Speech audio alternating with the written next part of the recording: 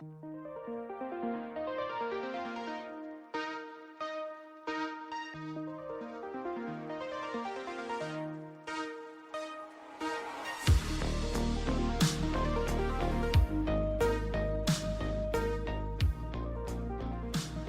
cat is currently licking himself.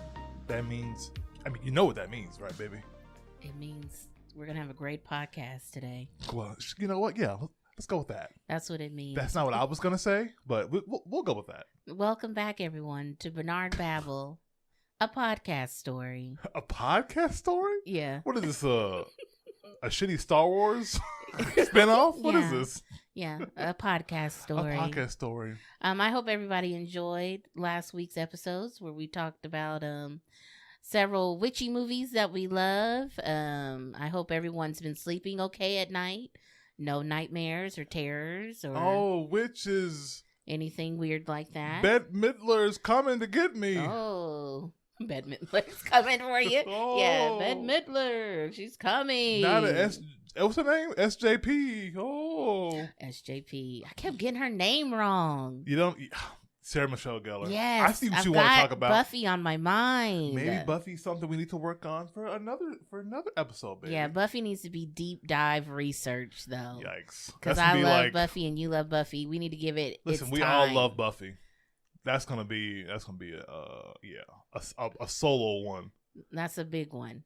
Sorry, That's I don't mean you by yourself. I didn't know what you meant. I was like, okay. I mean, like, we're only talking about Buffy and maybe a little bit of Angel. Gotcha. Yeah, spinoffs are okay. Anyway. Do we say our names? No, Justin and Erica here, you guys. Hey, I'm my own person. I'll say Yeah, my you name. are. My You name are. is Justin. And today's theme, keeping up with our, this is the month of October, Spooktober. We're going to be talking about a lot of spooky things this month, spooky movies and Horror. TV shows and, some light horror stuff too, and some that isn't so light. Yeah. But, We're it's a nice mix. Media of stuff that's scary or stuff that'll give you a chill down your back. A nice mix. And today... Okay, you're like, no, don't scare them away. Yeah, don't Listen, scare them away, please. the most horrific podcast you've ever heard. It's not. And we're going to start with the scariest thing that we've seen over the past week or two. I watched Hell's Kitchen yesterday. Hell's Kitchen. And Gordon Ramsay, I tell you, he's getting older. Those looks are starting to fail him. Why are you lying? He's starting to look decrepit. You know, we all see it. You did this. I just want you to know, because you don't want me to talk about Gordon Ramsay. I love Gordon Ramsay. Because clearly you have an issue. You're jealous of Gordon Ramsay. That man will never talk to me, baby. He'll never reply to my DMs. Gordon Ramsay has never affected me. I love the man. I watched all his shows. It's a very sensitive subject in our house, y'all. No, let's talk about him. He can watch Beautiful Gordon. Man, apparently. You can watch Gordon all day, but if I say one thing like, ooh, Gordon looked like he's been working out, you get really upset with me. I don't know what you're talking about. I think he's a perfectly fine looking British man. Or when one of the contestants is like, wow, Gordon is even more handsome in person. And I'm like, girl, I bet. You get very upset. That is not true. I think it's because Gordon's the one. I could talk about a million other guys. Could you? 100 other celebrities for some reason. Do it. Gordon is the one that's like, you better not be talking about Gordon Ramsay in my house. Not in that way. Okay. Yeah. Uh-huh. We can deep dive. We can unpack this. I think it's just because I've been watching that man for so many years, and then I just get tired of hearing that shit. That man is just okay looking. Barely even that. That man tall. He got some blonde hair. He got lines up the wazoo on his face. What do I tell you, baby? I'm tired of hearing about Gordon Ramsay looking good. Let me tell you what it is about Gordon Ramsay, okay, though. go ahead. He's confident. He's confident. He's confident. The man is confident and he knows what he's doing. Oh, I'm sure he does. And he, it just exudes. Confidence is sexy. The accent helps, yeah. The accent does help, but he's a master at his craft. He knows what he's doing. Yeah. And, there's a bit of a boss complex there. Some people enjoy that. I really kind of don't. Yeah, I want my significant other talking down to me. I'm not calling me that. an idiot sandwich. Yeah, I'm not into that, but it does. Everything It else, also doesn't hurt that he does look like he works out, baby. No! Gordon that man looks does great. work out. I have no idea how old that man is, but he is fighting time. he looks wonderful. Yeah. He looked better than he looked 30 years ago. Oh, that's 20 years ago. Oh, I can easily guarantee. Oh, Yeah. yes. This I'm is right there like with you. Prime Gordon, Yeah. Chef's Kiss, no And pun intended. I'm only like 80% joking. Where I'm like, okay, stop talking about him. No, Only 80%. I know you, baby, and it feels like you get real upset. What's the percentage you think? I think you're about 76%. 76. Oh, Yeah, whoa! Gordon Ramsay. You have flipped the percentages in a very negative You're way. very jealous whenever I speak about Gordon. I don't know why he's What a on. very specific number. I'm 76% jealous.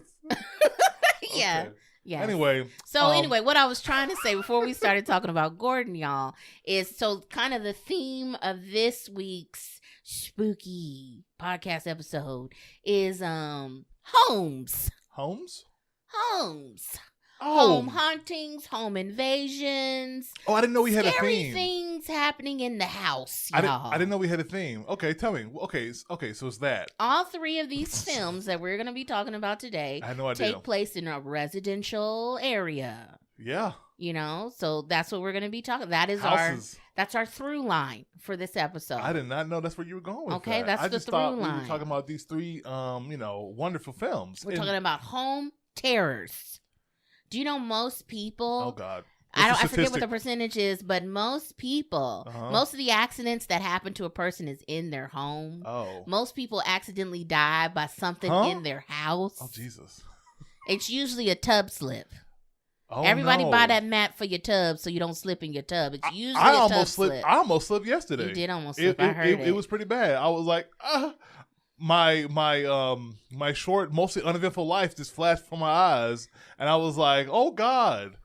Don't talk about your life like that. Well, I mean, it's not Gordon Ramsay's life, that's for sure. Wow. But I still wouldn't talk about your life like that. We don't have to have a bunch of Gordon callbacks. Anyway, it was mostly just stuff from like the last 7 years. It was like a bunch of like little nonsense moments when I was a kid and adolescence and whatnot. And then most of my memories have been from like the last 6-7 years. So And that's true. When you get older, you forget a lot of the childhood stuff, early stuff. I don't have any traumas. I'm almost certain. I'm 76% certain I don't have any traumas. Right. I'm pretty sure that if I do, they're like minute, small things that your parents just do naturally, and it's not really a trauma, but it does shape you as a person. Yeah. Listen, I don't mind forgetting large swaths of my life. I mean, if they're bad, I guess. They weren't bad. It's the point I'm trying to make. Anyway, did you know that every 46 seconds a window is broken in a home? Is that true? No. Oh, okay. We're talking about statistics. I'm like, board these windows up. Good God. Whether it's you or some kind of, home invasion, 46 seconds. No. Once again, y'all. That's a lie. He don't know no facts. It's true about anything. So the first one we're going to start with is a new film. We got 2 new films and 1 oldie. Oh, yeah. An oldie but a goodie, y'all. Oldie but a greatie. And the first one we want to talk about is Barbarian. Now, let me just give y'all a little backstory on this because Justin went and saw Barbarian by himself when it first came out, came back. He absolutely loved the movie. Would not. This is true. Oh, wait. I'm talking about something else. Scrap that. Don't. Okay, no. I'm thinking about something else. Forget everything I just said. Wait a minute. And why was I agreeing with you? You were. I was yes-anding you. Y'all, never mind. None of that ever happened. Should we start over? Maybe. Hell's Kitchen. First thing we're talking about is Barbarian, okay? The movie's still the same. We had a little date night 2 days ago. Went to see this movie. Great time. Wait a minute. Oh, wait, we are talking about Barbarian We're first. talking about Barbarian, yes. I know I messed you up. You messed me up. Okay. I'm so sorry. We're talking about Barbarian. Barbarian first. Let's go. First, because it's the one we've seen, that we've recently seen. Yeah. Let's do it, and it's in our brain. Let's get it out of the way, basically. Go ahead. I wasn't a big fan. So wait. This is oh no, I'm really confusing myself here. What are you doing? I don't know. Are you okay? Should we honestly start? Stop. If y'all hearing this, I guess we kept it in. You're getting Barbarians and Bodies confused so hard. Oh now, what's happening now? You okay? We saw a couple days ago on a date night Barbarian. We saw Barbarian. I loved it. Bodies by myself weeks ago, like a month and change ago at this point. And I wasn't by myself. a big fan. Yes. And then we rented it on Amazon like maybe a week ago. Yeah. and you weren't a big fan. Right. Let's get that straight. You like I Barbarian. do. Bodies. Lukewarm on. Yes. We're first going to talk about Barbarian. Right. Starring Justin Long. Love him. Who else? It Pennywise clown guy. Georgina Campbell. Who? And Bill Skarsgård. I'm like, who? The main character, baby. I'm like, who's Georgina? Best girl, because she's really the only girl in there. Georgina Campbell. She is best girl. She was great in the movie. Yeah, she first was off. great. I don't know what else she's been in. It was directed by Zach Greger. Okay. Of Is what it Greger fame? or Kreger? That's a C. That's a C, isn't it? What fame is Zach Kreger, baby? Listen. He was in what? Wasn't he in an internet show or something? I've never heard of this man. Sorry to this man. I don't know Zach Kreger from nothing. Apparently, the most well-known thing he's going to be known for most people is a sketch comedy group called The Whitest Kids You Know. Okay, and I've heard of that from people in the chat on Twitch. From Twitch. Telling us. I've never heard of him unless if it wasn't for Twitch, I wouldn't know who I've they seen were. a skid in the wild here and there over some years, and then like you said, people in our community have shown us clips from them. Mm-hmm. He was one of the groups. He was one of the white kids in the Whitest Kids You Know. Okay. And yeah, and then he made this horror movie. Good for him. You want to give him the quick? The synopsis for this is the quickest. It's literally one sentence, you guys. Okay. A woman staying at an Airbnb discovers that the house she has rented is not what it seems. Period. And that's it. And that's true. And that's the movie. We are really on the fence on whether or not we want to tell you guys too much about this film. It's really going to be like thoughts and colors and emotions. Like that's how we're going to have to describe this because you really want to go in blind. Yeah, we don't want to spoil it, but if you've seen the trailer for it. The second trailer spoils the second trailer is pretty significantly spoiling, but the first trailer. Solid. Don't spoil a thing. It gives you enough to terrify you because I was kind of not gonna lie, I was kind of apprehensive watching this movie. I like horror movies. I like all this stuff, scary thrillers, yada yada. But for some reason, this trailer got me. Like it was a great trailer. We're looking at it right now. It's playing on IMDb. Shout out to IMDb. No. And it got my brain moving and thinking. I was like, what is the problem? What is going to be the issue? I think because there's so much shadow and darkness, and your mind can make up scarier things than what the movie is even going to do.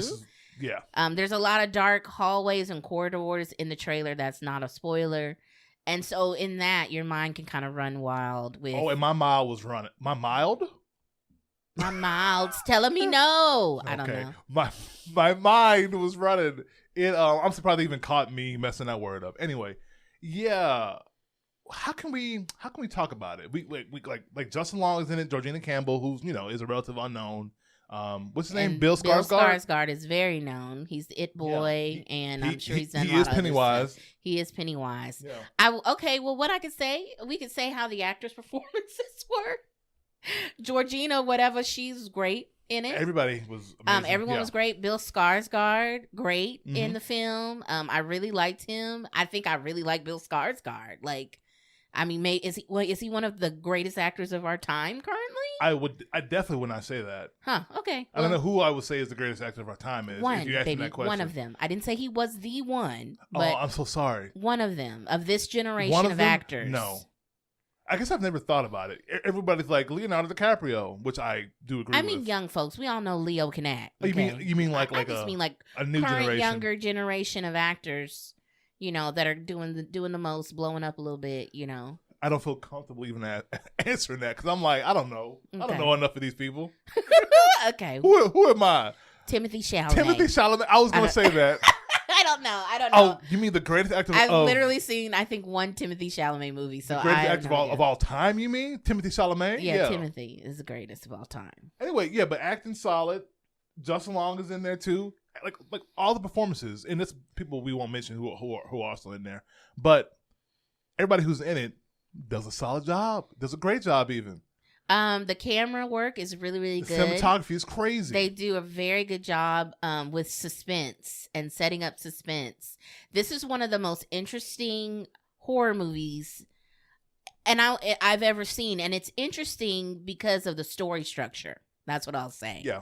I've never seen a movie kind of do this before. I'm sure there are movies that have done it. I have, but I can't think of one off the top of my head. It kind of reminds me of like a Quentin Tarantino movie a little bit in some of the in some ways. I don't even mention why. You know, the back and forth a little bit. Maybe dialogue scenes? Is that what you mean? No, definitely not dialogue. Okay. No, I literally mean like, because Quentin Tarantino would be like, hey, we're doing this, and then we're going to, jump back, and we're going to show you this. Okay.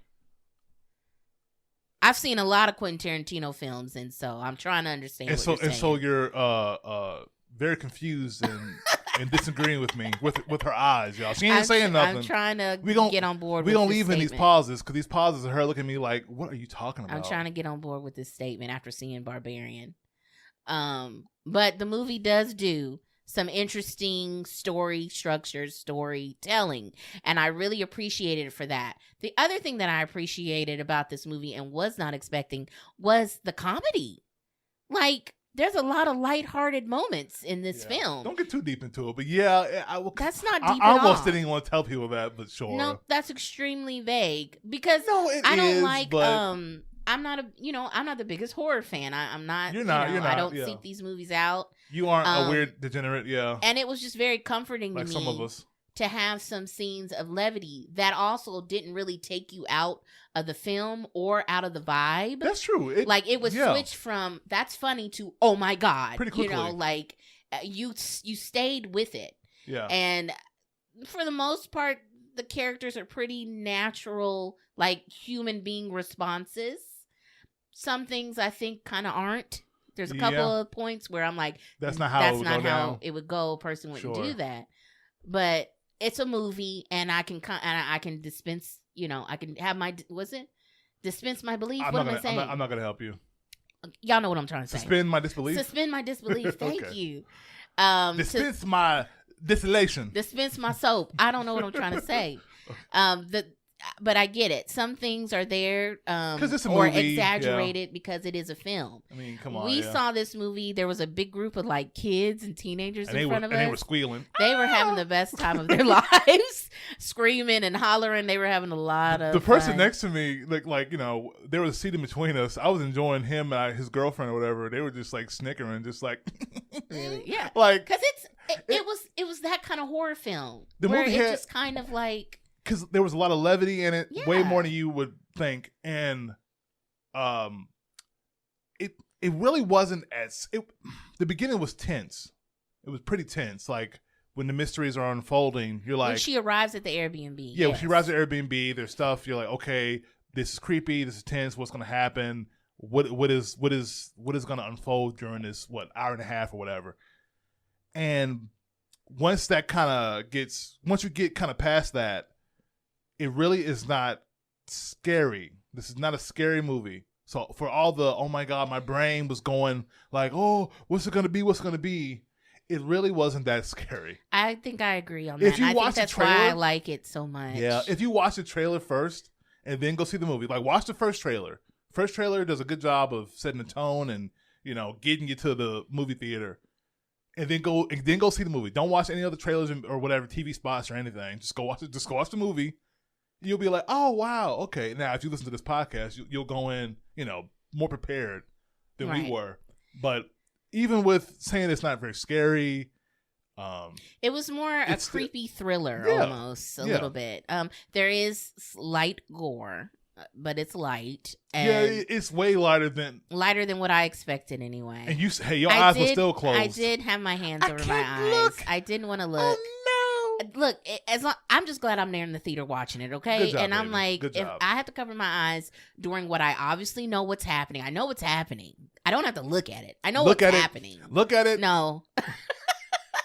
So I don't want to get too scarred. So I did have my hands over my eyes. I knew what was going on. Uh-huh. I would watch the initial and then shut my eyes. Like, oh, okay, this is happening to this person, closing the eyes, okay? But great film. When we hit that final little scene, I was like, I liked it, No. Yeah. That's literally what I did. Yeah, I was like, yeah, I like this. And I was like, did you? Because, you were closing your eyes in parts and, usually me in the theater, I'm like, I'll look over at Erica and be like, "This is great. I love this." I don't talk during a movie. No, I will look over at you and say that. I'm like, I ain't talking. I'm the problem. You're the problem. I look and be like, "This is a good movie." Yeah. Yeah, and you never do that, but I still didn't get the sense of. I was like, during that, I was like, I don't know if she's feeling this. We'll see. And then by the end, I liked it. Oh, I loved it. So, it does get the Bernard Babb seal of approval. We don't do ratings here or anything kind of like that. I don't know. It thumbs up. Who cares? Recommended. If you like a good horror movie thriller, even if you don't, like Erica has a very specific kind of horror movie that she enjoys, and this fit right in there. That with fit some in of there them. a little bit. Yeah. It kind of had its own. It snuck in there a little corner into what I like when it comes to my horror films. It was like, let me snuggle on in there. No. Yeah, into that genre and vibe of the kind of horror that I. She's wiggling, enjoy. y'all. She was wiggling. So I did wiggle. But yes, Barbarian, great. It really, really enjoyed it. Now, the other movie that we're going to talk about that Justin saw without me some weeks ago. Yeah, like a month ago. Yeah. Now that was Bodies. I'm glad we're on track because in that beginning, finally I think I had a stroke at the beginning of the podcast. I don't know what was happening there. So Bodies, right? And he saw this movie. He came home and he loved it. Watched it by himself. Yeah. And then would not shut up about it for like 2-3 weeks. I really want you to watch Bodies. You really got to watch Bodies. He was just like, how can we watch it? When does it come out on streaming? How much is it to stream it? I mean, it was just like, we ended up buying it. We ended up buying it. It was 20 bones. We ended up buying it. We had to buy it. Wow, you're very upset by that. I am. Because technically, it's out to buy, or it's out to buy, but you can't rent it yet for some reason. Right.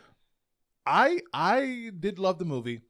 Now, going into it, it got such high praise from a bunch of critics. I don't know how, like Rotten Tomatoes will look at that a lot of times for movies just to get, it's Rotten Tomatoes is a review aggregate website, so I don't always put a lot of stock into it, but it's nice to go and look at it and be like, oh, 40% rotten. That means only 40% of critics who reviewed this liked it. Yeah. That's so bad. It's bad. So in most of the time, I do agree with the critics. The critics gave this movie, I believe, was in like the 90% whatever fresh. Yeah. No. Mm-hmm. I'm not sure how the audience score. I imagine the audience score was probably a little bit lower. Because horror movies are weird. Like a lot of times, critics in the general audience disagree. Right? Well, I'm just saying, like the horror movie. Well, I mean, that's not necessarily true. Like what I'm saying is, this depending on what the horror movie is, an A24 horror movie usually has higher critic scores than an audience because they're a little more artsy. Movie, They're a little more like new age horror movies have a little more going on, and they and it can be, some people think, a little more pretentious. With their messaging and whatnot. So I don't know how other people thought about it. I loved it. So I knew going in that there was a certain group of critics who loved it a lot. I went in, saw it, enjoyed the hell out of it, came out of the movie theater skipping, was singing praises, was talking to anyone who would listen to me. Yeah. Sir, have you heard of Bodies? Right. Couldn't stop hearing about it.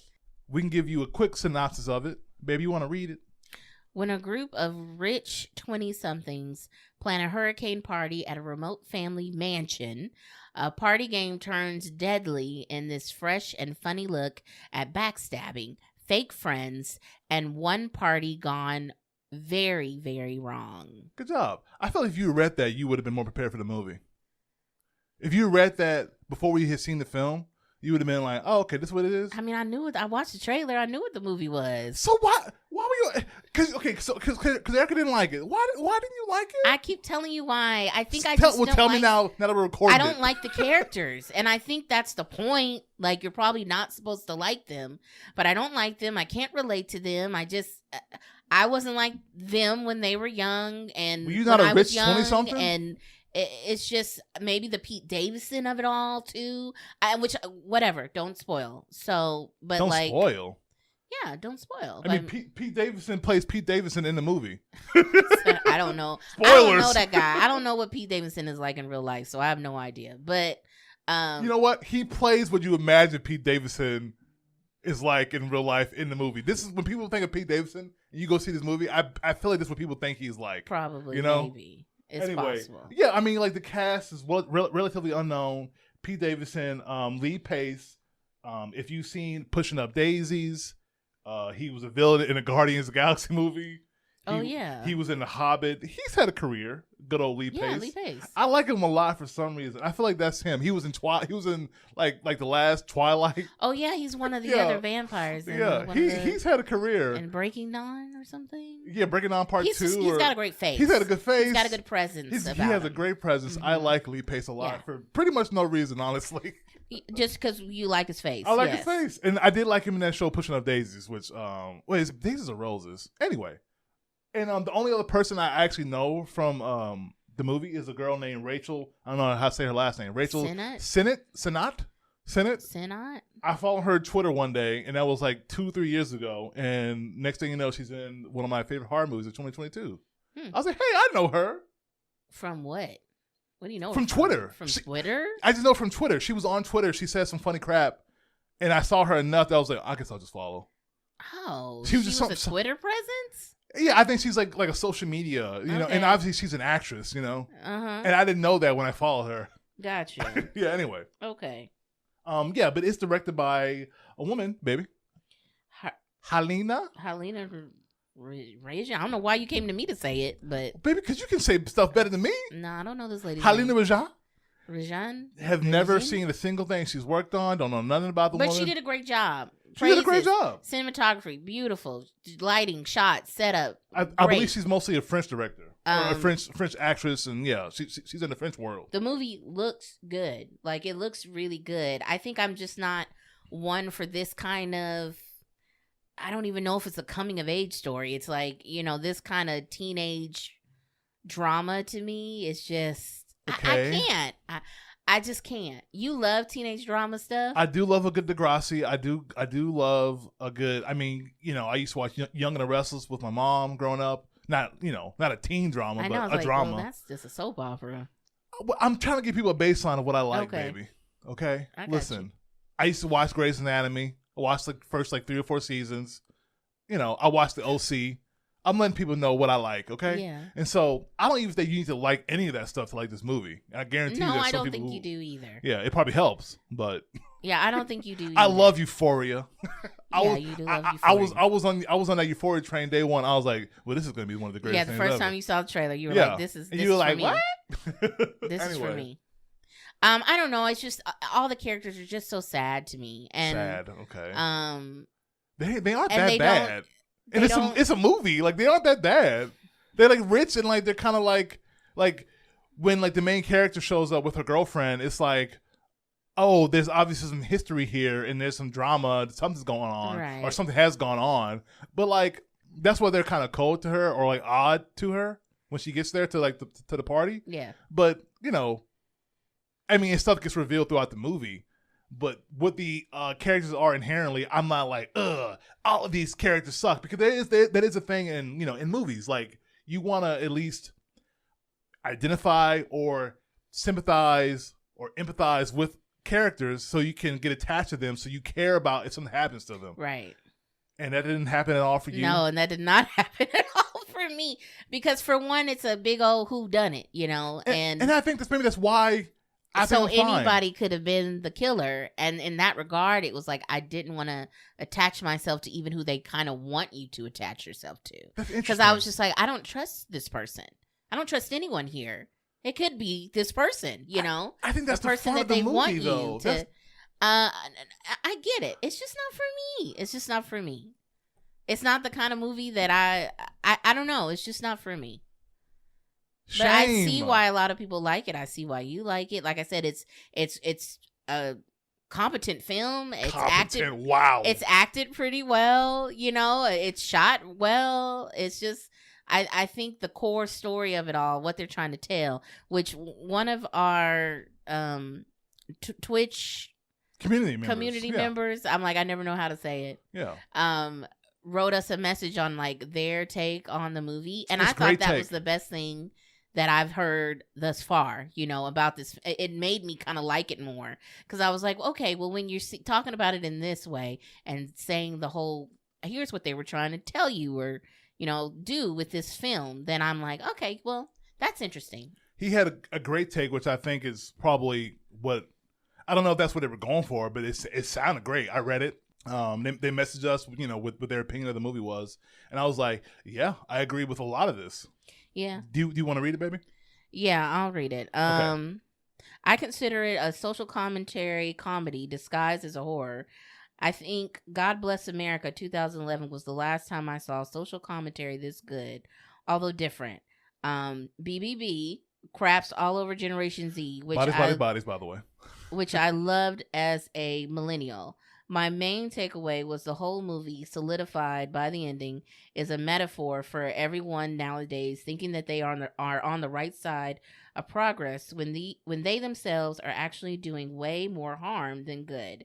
Way more defensive harm is done than the perceived offense warrants. Always being on the moral witch hunt, trying to cast stones / look at what everyone else did wrong as preemptive strikes to cover our own hypercritical wrongdoings / make ourselves look good when ultimately casting the stones preemptively, and the assumption of wrongdoing and malicious intent from others is actually the very misinformed phenomena that caused all the problems in the first place, when we should all just chilled instead. So essentially, but basically, that's a great take for what this film what he is. said, Exactly and they may sound like a lot. And you're like, wait, what? If you see the movie, because I'm not really worried about spoilers reading that, because that can mean a lot, and you can extrapolate a lot from that. And it's like, okay, what? You see the movie, you come back, listen to this, to that quote, you be like, okay, I can see, whether you agree or not with that take, you can see where this particular person is coming from, Right. I loved it. It wasn't complicated, and just at a surface level, it wasn't. I was worried that it would go in trying to do too much. And if you read, if you think about that statement that Erica just read, you may think it is. It's not. Thumbs up. If I was to give it a rating, it would be 4 bodies out of 5. 4 out of 5 bodies. Yeah. I don't even know if I would want to rate it. Because I know. I'm just being funny. I know that it's a good film and it's a cool, interesting story. It's just didn't hit me. It's just, it's one of those where I think these type of people are just, I don't know. It's not for me. So it takes me out just because I'm like, God, I don't like any of these fools. Okay. So boo, Erica wrong, Erica bad. We'll end with that. Yeah, whatever you want. Yeah, whatever you want to say about me, that's fine. Boo, Erica. Okay, and so then the next film, and that takes place in a mansion, house, whatever. We didn't even talk about the house. Yeah, I mean, our quote-unquote through line. House invasion, movies that take place in houses. Things happening in houses. Bodies, yes. So the next one is I figured out is probably maybe should be on my top 10 of just movies. You said it after we watched it. You were like, "This is one of my favorite movies of all time." This is just really one of my favorite movies of all time. And then that movie is the 1982 Poltergeist. Ooh, early 80s. It stands the test of time. Every time I watch it, I kind of see something new. Mm-hmm. I find out something new about it, or I'm in awe of it. I just want to start with some sad news. Some pretty sad news. During the movie, I was taking notes, right, guys, because I want to talk about the film and some little stuff that I noticed and some little insights that I wanted to make about the movie. And somewhere along the line, I deleted my notes by accident. It's so sad. So it was very sad. It was a gigantic waste of time because that is not a short movie. And I took notes throughout most of the movie. And then one tap of the button led to another. And the last 30 minutes. Yeah. Next thing you know, my notes are gone.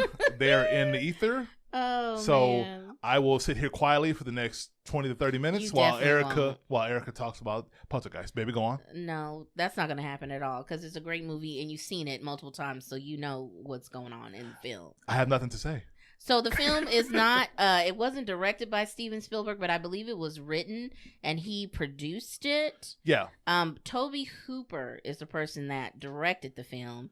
And it is said in Hollywood that this is the most cursed movie production ever. Yeah. Ever. Like, that's its thing. It's name to fame as far as Hollywood's concerned. If you haven't seen the movie, you probably have heard stories about how the movie is cursed or like the production was haunted and the cast was affected heavily, and some stuff does happen to the cast. Some stuff does happen. It's pretty sad. The sister, the oldest sister of the family, the Flemings is the name of the family in the movie. Apparently, her boyfriend strangled her. Oh God, really? To death. That's what happened. Yeah. A couple of years later. Maybe soon. She died young. Yikes. Like a year or two after. Sure. They filmed the movie, and then the main girl, who's the Carol catalyst Ann, of these films, Carol Ann, Heather O'Rourke. Apparently there's 3 Poltergeist movies. They are, yeah. I've never seen 2 or 3. I have not either, which is weird. I know. Like, I feel like, and it's funny because we were watching trailers for the second one. I believe it was the second one, and maybe even a little bit of the third one. I can't remember. We were like, I haven't seen this. Yeah. Like the images that were flashing on the screen, I was like, nope, no idea. Oh, Zelda's back? Okay, what? She was able to film the third film. She was sick, died shortly after that. She had some debilitating disease. She had I guess I don't know. It's debilitating is the word. Okay. She had like a bowel backup situation. Oh. And I think either she became septic, something happened, and she went into cardiac arrest. Oh God! So she essentially died from a heart attack from she was very young. issues, and she was still a kid. When she passed with that. And along with that, just little stuff throughout the movie, probably the biggest thing. There's a scene that involves a pool and skeletons, cadavers, bodies, and the word is that some of those bodies were actually real bodies. Yeah, it's true. It's true. Yes. They actually used real bought bodies. them at a cheap price. Ugh. Real cadavers, yes. Skeletons. Yeah. And the actress who falls in that pool at the end of the movie thought that they were fake. Because of course you would. She thought that they were fake. Yeah. And I guess she found out later or while they were shooting that they were actually real human remains, which is very disgusting, and I really kind of can't believe that they did that. Yeah, it was the 80s, so I guess it was the Wild Wild West back then, and when it came to filming. So we mentioned that. I guess if you were to do a deep dive into movies in general, you'll probably come across a bunch of this actor or actress, whatever, died a years later through a tragedy, through an illness. Right. But this movie, because of what's it about? It's about ghosts. It's about, demonic this, possession that. That's why it got that, mystique around it. There was I remember when I was a little kid, I watched a story about this. It was an E! True Hollywood story about Poltergeist being a cursed film, haunted production, all of that. And I was enraptured by it. I think it was 2 hours plus of them talking about the stuff, we were just saying. Not to mention a bunch of other crap, I'm sure. You could probably do a deep dive. There are some other into things a bunch of little things. People, yeah. A bunch of big things also. Right. Those are just some of the key things that I know that most people know about the movie. Right. A couple of there's a scene where the middle child, the little boy, the clown is strangling him. Yeah. The toy clown. Terrifying clown. Apparently that thing really did strangle that kid. What are you talking about? Steven Spielberg had to pull the thing off of him or he would have died. He's that sounds fake. This is what he's saying. He's saying, I don't know what I would have done. I probably wouldn't have been here if I would have been arrested. Did I say Stephen King? Steven Spielberg. You say Stephen King? I think so. Yeah, Steven Spielberg acted very quickly and saw that the thing I'm here malfunctioned because they filmed that scene backwards, and reversed it or whatever of pulling him under the bed and all that stuff. So apparently he said he could have died from that. It's a practical effect. And speaking of that, George Lucas, his effects production company, Industrial Light and Magic, did all the special effects in this film. Oh, that's funny because there's a bunch of Star Wars. There's a ton of Star Wars toys and sheets and Yoda and when he puts the coat over the clown toy, it's Chewbacca's face on the coat. So I was like, dang, there's a lot of Star Wars in this. Yeah. Like, a lot of Star Wars, and that's why. Okay. George Lucas is heavily involved with making literally all the effects. There's so many beautiful, genius, practical effects in this film. It makes me so sad that movies don't really do this anymore, and I get it. It probably costs so much money. Yeah, like the movie for the most part still holds up in terms of looks. There's only a couple of shots, like moments that involves, the ghosts, whatever. Yeah, the ghost shots. I'm like, almost look like some, Who Framed Roger Rabbit, right? Toon World looking cartoon ghosts. Right. I'm like, and I don't know if most people have seen this movie. Like we're talking spoilers a little bit here. There is in fact ghosts in it. They do get haunted. Heavy spoilers. Heavy spoilers. We are. The movie came out in 1982, y'all. 1982, please, yeah. If you need us to tell you, we do recommend it. We do recommend it. Go watch it. Come back. Listen to the rest if you don't want to get spoiled on it. But yes, this is really one of my favorite scary movies. This is one of my favorite haunting movies, or whatever you would want to call it. I remember me and my mom watching this movie when I was a kid, and I don't know if she watched it before we watched it together or what, but we just both loved it. And that in itself is kind of rare, where, your mom is like into it like that. She's she's feeling this movie as much as you're feeling the movie, But the movie is really, really good at like setting up this family dynamic in the beginning of the film. Very quickly. The parents, well, it's a 2-hour long movie. Well, yeah. So there's a good chunk of setup in the beginning. I guess that's true, but for you to really care about this family. It didn't feel dragged out or boring. No. Like the movie is one, because the movie is, I almost feel like the act structure is weird because there's so much that happens after that setup. It's like it's boom, boom, boom, boom. Right. A bit of respite, boom, boom, boom. Anyway. Keep going. The setup. But you really care for the family, and the parents have this great relationship. They're like young and kind of fun, and like, things are lighthearted. The kid acting in this film is phenomenal. Like really good kid acting. Very natural. It's super natural. Like oh. Oh, we woke the cat up. It's super natural. These kids acting their literal butts off. Very good. But everybody in this movie is acting their butts off. Jo Beth Williams, who plays Diane Freeling, the mother, she is my favorite part of this film. Yeah, she's really This is good. her movie, this really, lady. yeah. And I don't know what else she's done or what. Sure. But she don't look kills familiar it to me in in this. anything else. She kills it in this. You totally feel for her love for her family, for her children, for her husband, like her fighting spirit, her faith. It's just phenomenal. And when the stuff starts popping off, the little girl that plays Carol Ann, we just gonna go and say it, she's real creepy, y'all. She's super creepy. I find that girl very, You know what? very cute but off-putting. I used to say that, and I think I make the joke, like in my notes that were forever deleted. I think I said, creepy little girl, check. That was one of my first. That was one of my first notes. It was creepy little girl, check. I don't even think she's that creepy. She's good. She's good. Like, yeah, her talking to the television. It's very, yeah. She's like, and it's, yeah. they did such a good job directing it because she's like 5, so the ghost is like, how old are you? Yeah. And she's like, no, I don't know. Like having like a full on conversation with whatever is talking to her in the TV, and her family just dismisses it as, oh, she's sleepwalking or whatever. And then all of a sudden, some weird stuff happens in the kitchen, like the kid's glass of milk breaks.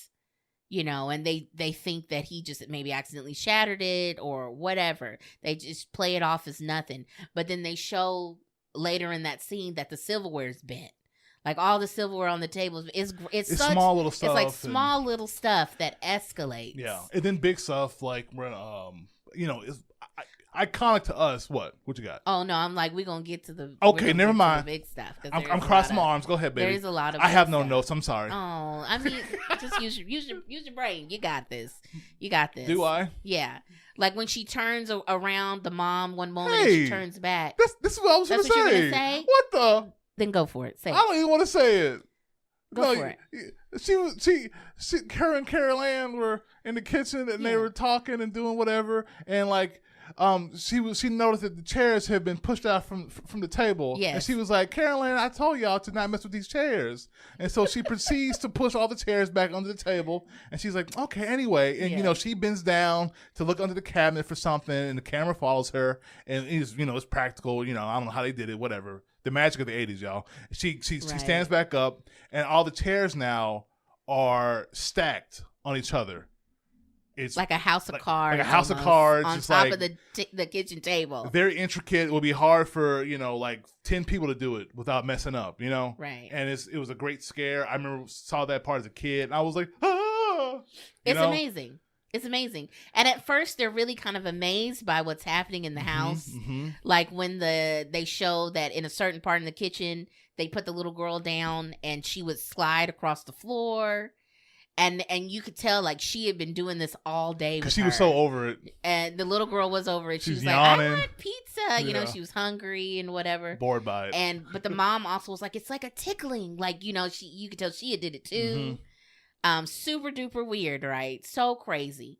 I don't know why the things are talking to them through the TV. I think they kind of explain it in the film. There's some like science to it all. There's a little bit of science by location and crap, and I was just like, all right. Just let that glaze over me. Whatever y'all say is, whatever. The point of the movie is this family, though. It is just like perfectly acted, perfectly realistic in how, this would go down and how you would feel. You know what we did say that we both learned how to count the thunder from this movie?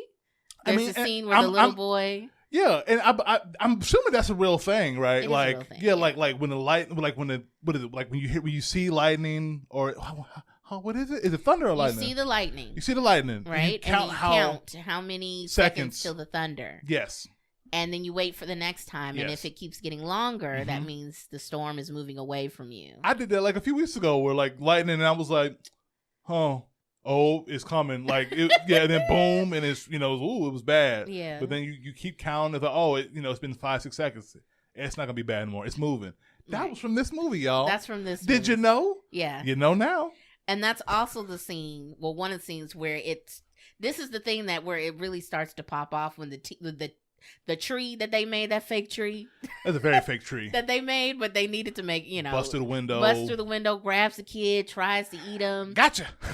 His scream is like this kid's voice. Steven Spielberg, I mean, because like, I do want to give him some credit. He's, he's known for like being film. good with like, wait a minute. And picking kids Forgive me. Toby Hooper is the director. Yeah, Toby Hooper's so the it was director. like, why do I feel like Steven Spielberg was probably like, like climbed on Toby Hooper's back and was like, no, not like this.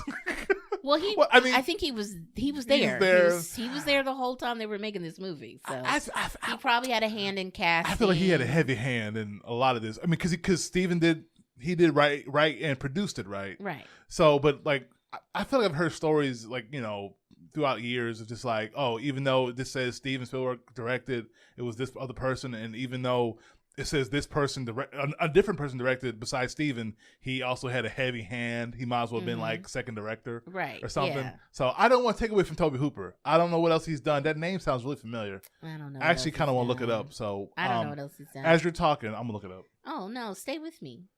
Where? It's fine. You don't have to look him up. It's too late. I'm scrolling. I'm like, it's fine. It's not going to be worth it when you see what else he's done. What if he's done something that we both love? I doubt it. So see, look, we both love Texas Chainsaw Massacre. Nope.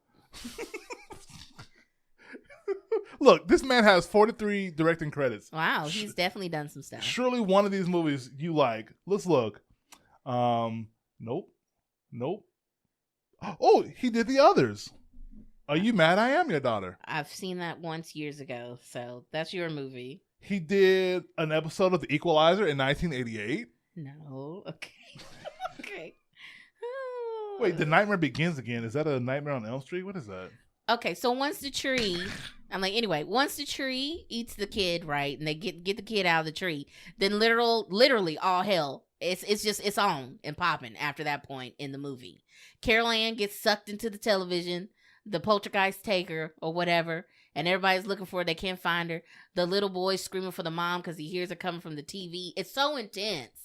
Like, the film is very, very, like, dramatic. It is. Just, it's over the top dramatic in that way that old movies kind of used to do. Yeah. Where everyone is like, I always reference that scene from Willy Wonka where not my Harold. Yeah, she's like, I don't care how much, I just want my Harold back, you know?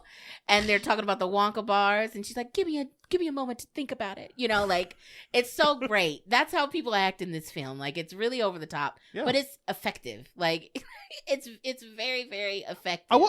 Something else real quick. I just want to say, like, this movie's the early 80s, 1982. Right. Like we're talking about how the cinematography, it still looks amazing. It looks great. It doesn't feel like old, No. It doesn't feel old at all. It's probably, I mean, maybe a lot of 80s movies feel that way. I feel like they don't, but like, it doesn't feel old in any way. Like, the aesthetics, the clothes, like, none of it feels. It doesn't feel 80s to you? Sorry. It does, but I guess maybe I'm thinking about, like, the 80s of, like, 2022. Maybe. Oh, like Stranger Things. Maybe maybe that's bleeding over into my brain to where it's like, hey, you like 80s? Well, look at this. Right. Look at this 80s as they smash the 80s in your face. It's not over the top. So maybe me going back and watching a movie that actually did take place in the 80s, I was like, hey, that's not what the 80s was like. No, when I look at this is like, oh, my childhood. Sure. Like the skates, and there's certain toys, and even all my friends have the Star Wars sheets this kid has. Like, this is 80s to me. The mom's shoes and a couple of the scenes in the beginning of the movie, I'm like, 80s. It's, they're not trying. They're just filming the movie in the time that it was made. And what I was saying, I meant it in a good way. I know you did. I just want to preface. Anyway. Yeah, I know you did. You meant it in a good way. I'll sit over here with my no notes. Oh, anyway, go ahead, baby. But, so they call in this paranormal squad to come and help them. The dad is all disheveled, and everybody look a mess. Like, they've been going through it for a couple of days. Yeah, like they didn't go to the police because they probably knew nobody would believe them, or they think they killed the little girl, or who knows, whatever. You were gonna say something. Oh, was I? Yeah. I think it was just yes and you. Like, it's very believable. Like, it is believable what they go through in the movie, because a lot of times, especially in modern horror, you're like, how come they don't do this? How come they don't do that? Right. They establish pretty well they can't do anything. It's like you said, like, she's gone. Who's gonna believe them? Who's gonna believe them? And for some reason, I feel like if they even did that today, it would be like, well, how come you didn't do this? And it could just be the way it's directed and the way it's just laid out. You're never going like, bull, you could have did this and this and this, Right, yeah. Anyway, yeah, that's what I was going to say. Yes. And I love the relationship between the mother and the main paranormal therapist lady. Like, she's so kind and sweet to her, and like, don't know her name, but it was just like their bond of, like, she could tell that they were going through it and she really wanted to help them out, and none of them had ever seen anything like this before, even though this is what they have been doing with their lives for years. And I do want to say that there are, like, a lot of funny moments in this movie too, like, some of the characters, Dr. Lesh, some of the characters are really funny. The dad could say some funny stuff or whatever, which the dad guy has been in a million things. Like, he has worked, that guy. Yeah, he looks familiar, but he for some reason I get him confused with, like, Ed O'Neill. Okay. I'm like, is this guy, was he in Modern Family? I could see that. Yeah, I could see that. But iconic scene, the steak slowly moving on the kitchen counter. For one, y'all, yeah, we they bring in the paranormal squad, right, and they're helping them, and they're they establish pretty quickly that, oh God, this is real, and they're still helping them with the investigation and trying to figure out what to do. At one point, one of the guys, it's a 3-man squad: Dr. Lesh, black guy, white guy. That's the squad. One of the dudes goes in to the kitchen to make some, like, late dinner.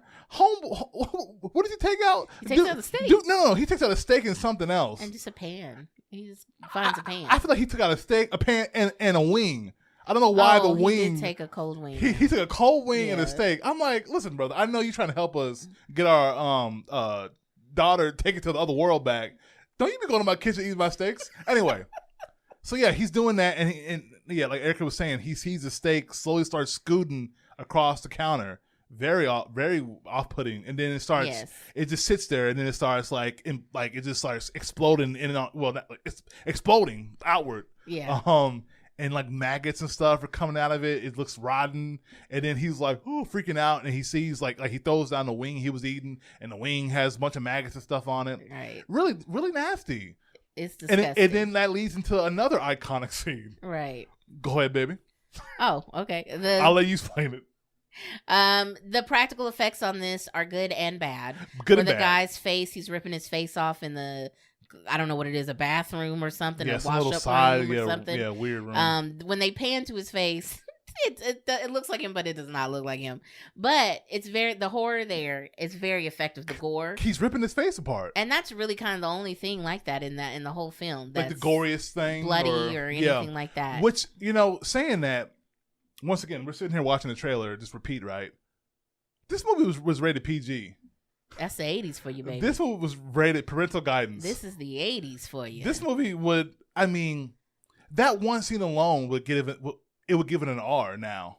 You think so? Yeah. Yes. Blood. Yeah. Because like there's not a lot of cussing. There's a little bit of a little bit. Oh, she's like, don't say the words. S word, the D word, and even hell. It doesn't matter, basically, though. It doesn't matter. But yeah, they'll say those, some words and whatnot. But this face pulling apart scene, which once again, for the time, oh my god, terrifying. It's still gross to look look at. It is still like jarring. And I know back in the day, people were probably losing their minds. They were probably just jumping over each other in movie theaters. Yeah, like, oh my god, popcorn is flying. But it's rated PG, which is kind of insane. Anyway. But then they bring in the one character most people remember from this film and quote from this film, which is Zelda. What's her last name? Rubinstein or Rubenstein? Rubenstein. Yeah, Zelda Rubenstein. We'll go with that. Little tiny lady with a tiny little voice. How y'all doing? And she whisper talks, and she's just delightful. She's wonderful. She's a clairvoyant, paranormal, whatever lady. Like, this is what she does. She's seen some things, What's her name in the film? Oh, is it not Zelda Rubinstein? No, I just thought I saw her name Tangerine or something. Wait. What is it? What's that word? Tanjanina? Tanjanina. We gonna call it Zelda Rubinstein. Anyway, Zelda comes in and helps them figure out how to get the little girl back. And they get her back. They all covered in the ectoplasm. It's disgusting. They have to put them in a bathtub and like get it off of their face and their mouth. And I love how they give them a moment because they've gotten Carol Ann back now. The mom and dad, they're holding her, they're crying, and they just shut the bathroom door. Like, let's just. I just love that. It's just like realistic and sweet, and like that is what you would do. Like. Let's let them have this moment. They've been traumatized. The baby's back. They went through a lot. We skipped it. They went through a lot to get her back. Yeah. And she turns. Oh, here we go. Oh, well, all that whole scene where they get her is wild. Where the lighting coming out of the closet. Yeah, we ain't got to talk about it. But yeah, it was. But anyway, she turns. She goes, "This house is clean." It's clean. The icon. People were using that in movies, commercials, TV shows, you name it, for years. I think it's finally just stopped being a thing that people say. This house is clean. I feel like now. It stopped. I feel like now, if you hear it, you won't immediately know where it's from because it's been out there for so many years now. But that is from Poltergeist. That's from Poltergeist, yeah. And then they think everything's fine, and then all hell breaks loose again. And love this movie. I love this movie. They don't make movies like this no more. Baby, if you're going to say it, you got to say it right. They don't make movies like this anymore. Back in my day. You old woman. But it's true. Ugh. Anyway, go on. So during all that debacleness, they had sent the other kids to the grandparents' house, best friend's house, whatever, because they didn't want them to be there doing all that. So they're coming. The kids come back to the house. Everybody's home. They're moving. Wonderful. Smart. Get out of the house. You don't need to be there. You say that, but they stayed one more night. Maybe just because. Who knows? Things were happening. Listen, I get Zelda said, this house is clean. The house was clean. I wouldn't have stayed there one more night. They had their daughter back now. They weren't. Technically, they were leaving that night. Baby, what? The husband was coming back. These and they are were gonna go. affluent white people living in this one of those neighborhoods where every house looks the same. They could have went somewhere else before then. They could have. And look, I'm not saying how dare this movie, that's so stupid, because you need the movie to be a movie. You need the story to happen. I'm just saying throughout all the decisions in this movie, that's the one where I'm like, I probably would have got out of there. Anyway, go on, baby. I think it's realistic. Sure. Because they need their stuff. They're boxing everything up. Everything's fine. Things are fine. You wouldn't stay in the damn house. The mom has like these 2 giant gray streaks in her hair because they were going through it. She was looking like Rogue, yeah. Going through it. And so they're just hanging out because they're leaving that night. And she goes to take a bath and dye her hair. And the poltergeists come back for the children, y'all. And they're trying to suck them through the closet. And the kids are screaming. And they're floating, holding on to the bed and stuff. And the mom's in the bed. And the ghost, like, tries to take advantage of her. Like, lift her shirt up. They end up pulling I'm her like, what is happening up on the wall. And I looked this up. Go on. That is practical. They did they did what Inception did. They built a bedroom set. They rotated? And rotated it. So Whoa. she is literally, the room is rotating, and that's her.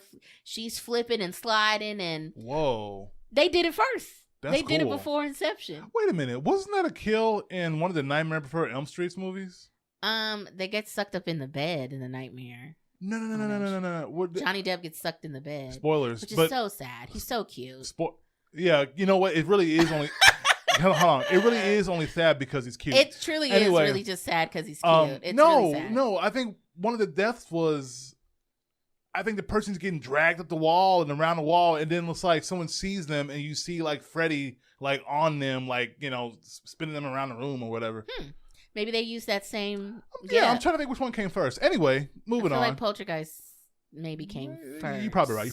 Anyway, keep going. So that scene, all the practical effects holds up. The giant ghost thing, like it's like a giant skeleton ghost thing at the door. Oh, that looked a little goofy. I love it. That looked a little huge. goofy. They made that. It's giant and it's huge, and they made it. And it looked a little goofy. I thought it looked great. Okay. And she's just screaming her head off, but she's also like, "Yo, leave my babies alone!"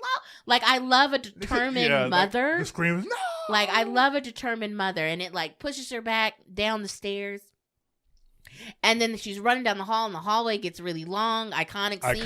Iconic. It is straight out of A Nightmare. We've all been there where we're running, but we feel like we're not getting anywhere. Yeah, you're barely moving, it feels like. But she said, "No, not my babies," and she just she pushes through. I love it. It's very victorious. Gets in there. She's trying to hold them and like grab their hands and stuff. The inside of the closet looks like a freaking cotton intestines. It's like it's disgusting. It's growing out of the closet. Yeah, which they made that. All of that's practical and made. Okay, I get it. It's just amazing. They made that. That's the name of the episode. They made that. And me and my mom, we love whatever. Me and my mom are like, when she's like, "God help me," and then and it kind of does, and she's able to pull the kids towards her and stuff.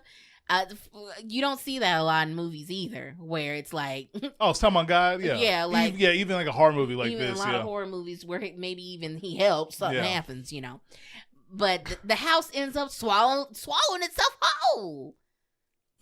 It's just amazing. They did such a good job. Yeah, I mean, we skipped the pool. I mean, we talked about the pool earlier. The pool, the bodies are like just slammed out of the ground. The big thing, like the dad comes home because he was doing God knows what outside of there, working, I guess. He was finishing up some work stuff, baby. Boo this pot. They set it up.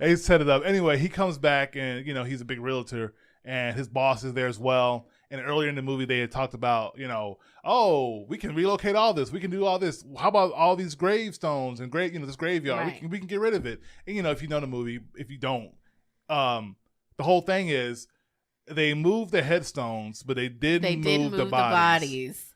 And the dad yelling at his boss, like, "You moved the headstones, but you didn't move the bodies." Which is what they did, because they're looking at this land, and there's this huge CG looking graveyard, And they're like, oh yeah, like, you know, his boss is like, we've done it before with the essentially where you living now. We've done that before. Right, essentially. Didn't mention the part about not moving the bodies. Right. So yeah, he's there, bodies are coming out of the ground. It's a lot. It's crazy. And the house does indeed implode in on itself, and it looks really cool, and it looks so amazing. Cool. I always liked when I was a kid, like, you know, just like looking at it, like, oh, witnesses, like neighbors, and everyone seeing it. Yeah, the neighbors coming, people see it. It's one of those small things where, like, in a lot of horror movies, you outside of the people, you know, getting affected, there's no like, hey, Billy down the street also saw what was going on, you know? Right. You know, so. And the family, they don't stay for it, which is great. They don't stay for it. They have earned their we getting out of Dodge moment. They drive away. They're like, don't look back, you know? Mm-hmm. It's really intense. They did such a good job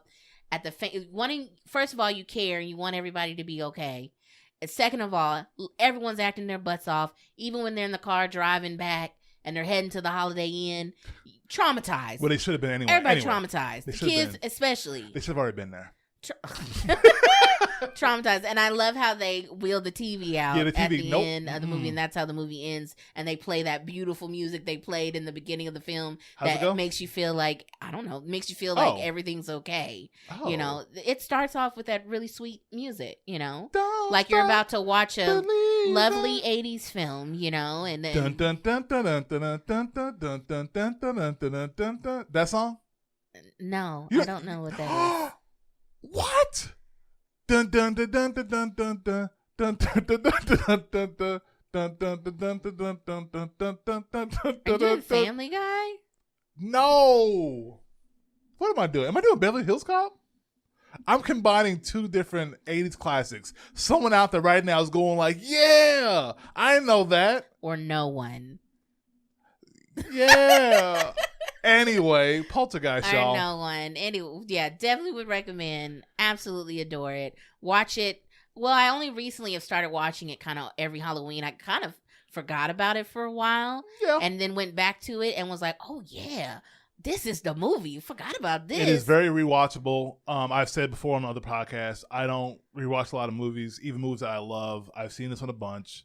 A+ movie. This is my cup of tea. If we're talking horror, if we're talking scary, this right here is what I'm talking about. It's no bodies, but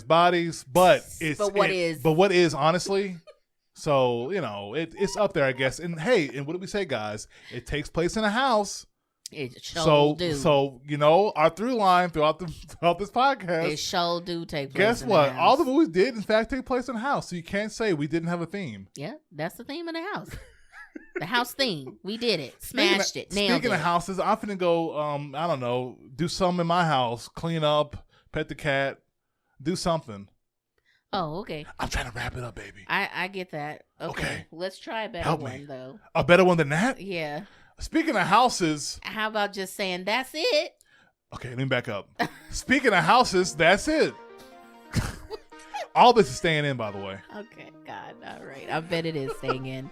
But yeah, all right. So I hope y'all enjoy the takes on some of these house hauntings, slashers. It's so slim. But yes, Barbarian, Poltergeist, Bodies Times 3. I enjoyed all of them. Yeah, let us know what you guys think about these films, or if we're dead wrong, or if I don't understand what bodies means. Please someone write in and tell us Let why us know Erica's at bernardbabble@gmail.com how you feel about it. You sound so sad at the end. I am sad. But I always have Poltergeist, and no one can take that from me. So if you want to watch a real film, that's what you need to do. Also, I don't know about that remake. The remake is out there. I think me and Erica watched half of it. I don't think it was probably really good at all. And I love Sam Rockwell, which is real sad. Poor Sam Rockwell. He's great. Poor Sam Rockwell. And with that, we'll see y'all next time. Bye, you guys. Be expecting more spooky podcasting next episode. What will we talk about? Who knows? Know. Vampires, but maybe? It's going to be Halloween related, so get ready for that all month, you guys. Yeah. Until then, have a great day. Yeah. Bye. Don't leave your house. Or maybe do. Or maybe do. See ya. Bye. Thank you so much for listening to our podcast. If you enjoyed what you heard, check us out on Twitch at twitch.tv/BernardBabble. That's BARNARD. BABBLE.